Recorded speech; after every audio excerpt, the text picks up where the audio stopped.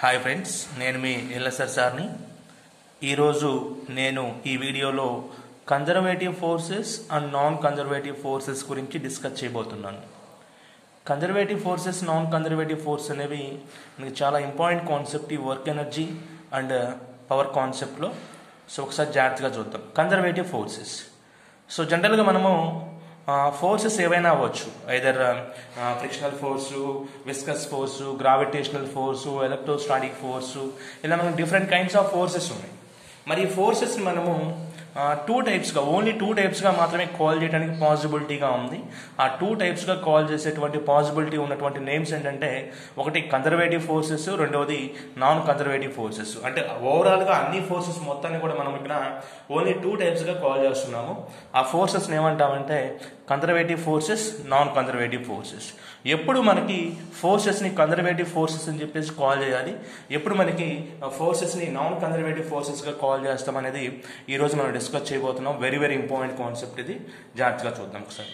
So ఎప్పుడైనా గుర్తుపెట్టుకోవాల్సిన విషయం ఏంటంటే, కన్జర్వేటివ్ ఫోర్స్ అని చెప్పేసి ఎప్పుడు అంటామంటే మనము, ఫర్ ఎగ్జాంపుల్ మనం ఏదైనా బాడీ ద్వారా వర్క్ అనేది జరగాలి అంటే కంపల్సరీగా బాడీ మీద కొంత వర్క్ అనేది చేయాలి. ఇది అందరికీ కూడా తెలిసిన విషయమే. బాడీ మీద ఫోర్స్ అనేది అప్లై చేయకుండా వర్క్ అనేది మనం ఫైండ్ అవుట్ చేయలేము. ఇది కూడా అందరికీ తెలిసిన విషయం. ఈ రెండు పాయింట్లు అనేవి, అంటే బాడీ ద్వారా వర్క్ అనేది జరగాలి అంటే కంపల్సరీగా ఫోర్స్ అప్లై చేయాలి. ఏదో ఒక ఫోర్స్, అది గ్రావిటేషనల్ ఫోర్స్ కావచ్చు, ఎక్స్టర్నల్ ఫోర్స్ ఏదైనా అవ్వచ్చు, ఎలక్ట్రోస్టాటిక్ ఫోర్స్ అవ్వచ్చు, what ever it is, viscous force అవ్వచ్చు, ఫ్రిక్షనల్ ఫోర్స్ అవ్వచ్చు, ఏదైనా అవ్వచ్చు, ఏ ఫోర్స్ అయినా అవ్వచ్చు. బట్ వర్క్ అనేది జరగాలి అంటే కంపల్సరీగా బాడీ మీద కొంత ఫోర్స్ అనేది అప్లై చేయాలి. ఆ బాడీ కొంత డిస్ప్లేస్మెంట్ అనేది మూవ్ అవ్వాలి. ఈ సిచ్యువేషన్లోనే మనం వర్క్ అనేది ఫైండ్ అవుట్ చేయగలం. కాబట్టి ఒక ఫోర్స్ ద్వారా, ఏదైనా ఒక ఫోర్స్ ద్వారా బాడీ మీద కొంత వర్క్ అనేది, బాడీ ద్వారా కొంత వర్క్ అనేది జరిగినట్లయితే ఆ వర్క్ అనేది ఒక క్లోజ్డ్ పాత్ ద్వారా మనం క్యాలిక్యులేట్ చేసినట్లయితే, క్లోజ్డ్ పాత్ అంటే ఏంటి? ఫర్ ఎగ్జాంపుల్ మనం ఏ టు బి పాయింట్కి వెళ్ళాం అనుకోండి. For example let us take a point to B point, ఇదొక స్ట్రైట్ పాత్. ఈ పాత్ నుంచి మళ్ళీ బి టు ఏ కనుక వచ్చామనుకోండి, this is a closed path. A to B వెళ్ళాం, నెక్స్ట్ బి టు ఏ వచ్చాం. కాబట్టి దీన్ని ఏమంటామంటే ఒక క్లోజ్డ్ పాత్గా మనం అబ్జర్వ్ చేసుకోవచ్చు. సో ఓవరాల్గా ఏ టు బి, బి టు ఏ, ఈ క్లోజ్డ్ పాత్లో టోటల్ వర్క్ అనేది ఫైండ్ అవుట్ చేసినట్లయితే ఆ వర్క్ అనేది, అంటే నువ్వు ఏదైతే ఫోర్స్ ద్వారా, అంటే ఆ ఫోర్స్ నువ్వు ఏదైనా తీసుకోవచ్చు, గ్రావిటేషనల్ ఫోర్స్ తీసుకోవచ్చు, ఎలక్ట్రోస్టాటిక్ ఫోర్స్ తీసుకోవచ్చు, ఏదైనా ఫోర్స్ అయినా తీసుకోవచ్చు.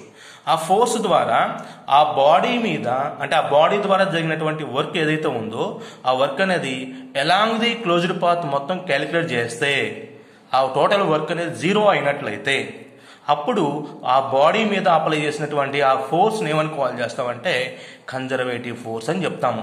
కన్జర్వేటివ్ ఫోర్స్ అని ఎప్పుడైనా కాల్ చేస్తామంటే మనము బాడీ మీద ఫోర్స్ అనేది అప్లై చేయాలి. అది ఏ టు బి మూవ్ అయితే బి టు ఏ వచ్చింది.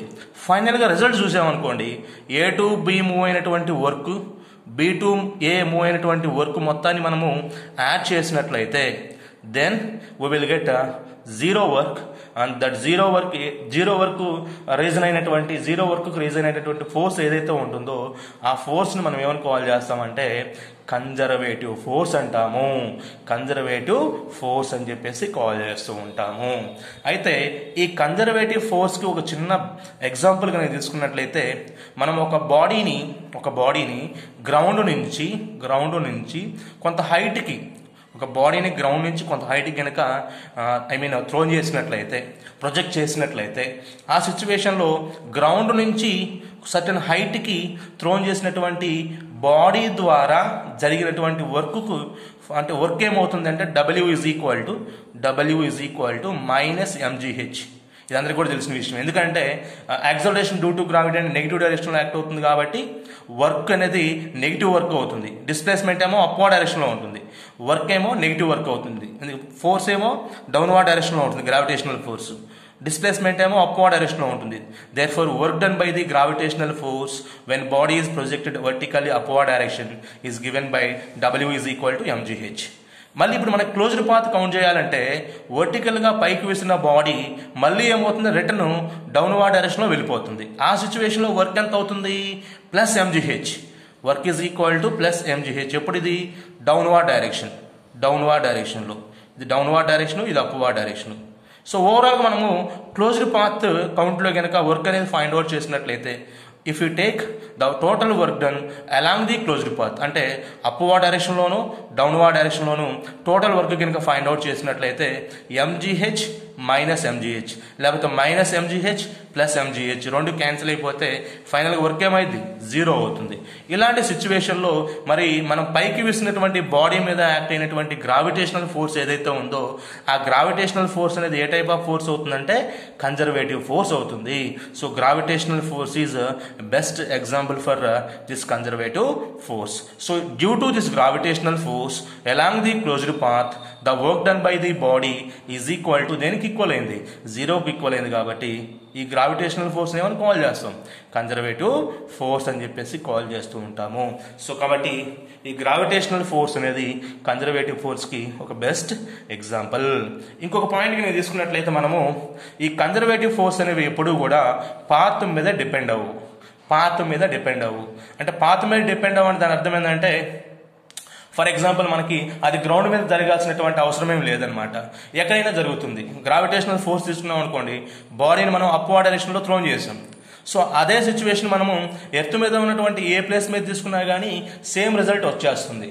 కాబట్టి ఈ కన్జర్వేటివ్ ఫోర్స్ ఏవైతే ఉన్నాయో దాని యొక్క నేచర్, వర్క్ అనేది 0 చేసేటువంటి నేచర్ అనేది ఏ ప్లేస్లో తీసుకున్నా కానీ అది ఫైనల్గా వర్క్ 0 చేస్తుంది.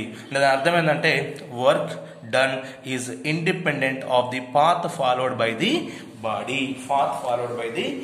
దాని మీనింగ్ ఏంటంటే ఈ యొక్క కన్జర్వేటివ్ ఫోర్స్ అనేవి పాత్ మీద డిపెండ్ అయ్యి పనిచేయవు, పాత్ మీద ఇండిపెండెంట్ అయ్యి వర్క్ చేస్తూ ఉంటాయి అని చెప్పేసి ఈ పాయింట్లో మనం నేర్చుకోవాల్సింది. కాబట్టి సింపుల్గా చెప్పాలి అంటే కన్జర్వేటివ్ ఫోర్స్ అంటే ఏంటంటే ఏదైనా ఒక ఫోర్స్ అనేది బాడీ మీద అప్లై చేయడం కారణం చేత అక్కడ వర్క్ అనేది జరుగుతుంది. అయితే ఎలాంగ్ ది క్లోజ్డ్ పాత్ అనేది టోటల్ వర్క్ అనేది ఫైండ్ అవుట్ చేసినప్పుడు ఆ వర్క్ అనేది 0 అయినట్లయితే అప్పుడు నువ్వు ఆ సిచ్యువేషన్లో బాడీ మీద అప్లై చేసినటువంటి ఫోర్స్ ఏదైతే ఉందో ఆ ఫోర్స్ మనం ఏమని కాల్ చేస్తాం, కన్జర్వేటివ్ ఫోర్సెస్. దాని క్వైట్ ఆపోజిట్ ఇక్కడ నాన్ కన్జర్వేటివ్ ఫోర్సెస్ మీన్స్ ఇక్కడ వర్క్ అనేది ఏమవ్వాలి అంటే నాట్ ఈక్వల్ టు 0 అవ్వాలి. అంటే ఆ సిచ్యువేషన్లో మనం ఏదైతే ఫోర్స్ అప్లై చేస్తామో ఆ ఫోర్స్ని ఏమని కాల్ చేస్తామంటే నాన్ కన్జర్వేటివ్ ఫోర్స్ అంటాము. ఇందులో మనకి ఎగ్జాంపుల్గా మనం ఒక రబ్బర్ బ్యాండ్ తీసుకొని బాగా దాన్ని ఏం చేద్దామంటే స్ట్రెచ్ చేద్దాం. ఒక రబ్బర్ బ్యాండ్ తీసుకుందాం, దాన్ని బాగా ఒక రబ్బర్ బ్యాండ్ ఇట్లా తీసుకుందాం. ఈ రబ్బర్ బ్యాండ్ యొక్క లెంత్ ఇది అనుకుందాం, for example A to B లెంత్గా తీసుకుందాం. దాన్ని బాగా స్ట్రెచ్ చేసి మళ్ళీ రిలీజ్ చేసినట్లయితే ఫైనల్గా మనకి ఏ పొజిషన్కి బి పొజిషన్కి దాని యొక్క ఎడ్జెస్ అనేవి రీచ్ అవ్వవు. రీజన్ ఏంటంటే అందులో కొంత స్ట్రెయిన్ అనేది స్టోర్ అవుతుంది.